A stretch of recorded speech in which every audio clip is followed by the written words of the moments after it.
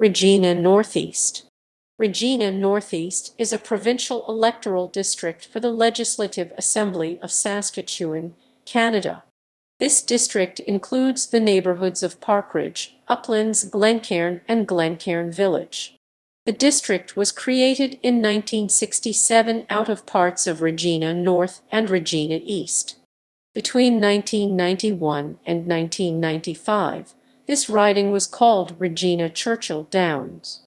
Kevin Doherty of the Saskatchewan Party won the riding in the general elections of 2011 and 2016, but announced his retirement from politics in the spring of 2018 and resigned the seat.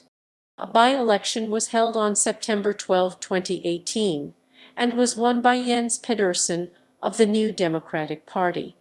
Gary Grewal was the candidate for the Saskatchewan Party.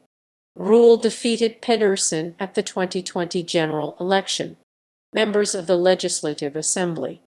Election results.